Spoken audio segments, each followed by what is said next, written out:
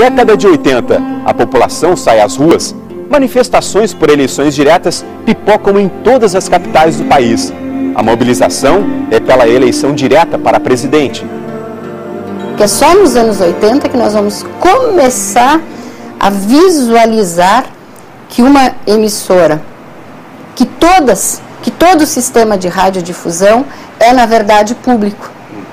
Então, aí nós vamos começar, como sociedade civil, a saber que também o sistema de televisão comercial, no sentido o seu objeto é de interesse público.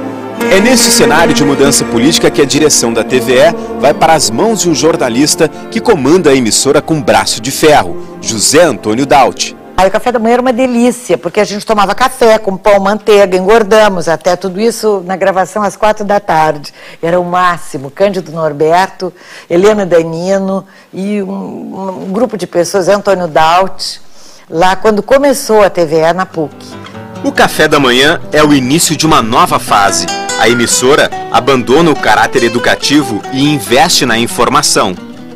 A TVE era um pequeno grupo que queria que a TVE acontecesse, por isso que eu me sinto muito à vontade de estar conversando contigo na TVE, que é também a minha casa, com o maior amor da minha vida. Eu sei que eu colaborei para o crescimento da TVE e para muita polêmica. Mais tarde, Daut lança o Jornal da Noite. Diferente, ousado e competitivo, o jornal começa a incomodar as emissoras concorrentes. Porque aqui era o seguinte até então, ninguém pode fazer nada que possa cutucar a RBS com vara curta, muito menos com vara longa. E ele o fez com vara longa, sabe? E em cima do jornal deles colocou um jornal competitivo, etc, etc. E começou a se fazer um jornal que deixou de ser um jornal do governo. Os apresentadores davam as notícias ao vivo e faziam comentários intercalados com sonoras editadas. Fazem que o tempo da sonora que ia ao ar não era cronometrado no relógio, mas no olho, ou melhor, no braço. As sonoras eram feitas com filmes, né? Nós assistíamos numa moviola e o Aramis Carvalho, o Marcílio Feuler eram os nossos editores, os nossos montadores, na época não eram editores, eram montadores. Nós pedimos para eles, corta aqui, então ele cortava na moviola, cortava o filme, emendava com durex e media, o tempo da sonora era medido no braço, era assim, 5 segundos, 10 segundos.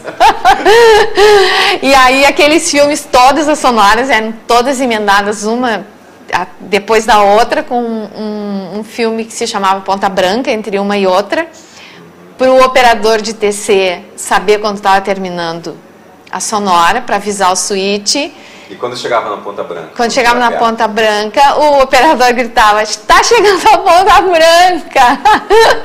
E aí o switch ficava antenado para a deixa final, que estava escrito no script, como hoje, né? No roteiro, como hoje. Que a comunicação era no grito. Então. Era no grito, era no grito. No grito, também entravam no ar os programas ao vivo. A maioria não contava com o recurso da equipe de externa para fazer reportagens na rua. Os produtores tinham que ser criativos para ilustrar os programas. Isabel Krebs foi editora de um programa de viagens. Ela diz que na época a única solução era lançar mão de filmes de consulados, revistas, jornais e livros.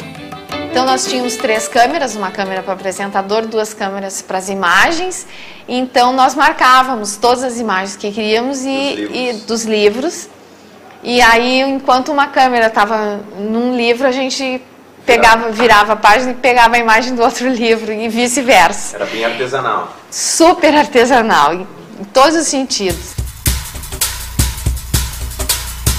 Depois do café da manhã e do Jornal da Noite, surge o Bom Dia Gaúcho, primeiro telejornal matutino do estado. O telejornal, com duração de 1 hora, reúne nomes conhecidos da televisão gaúcha: Tânia Carvalho, Renato Pereira e José Antônio Daut.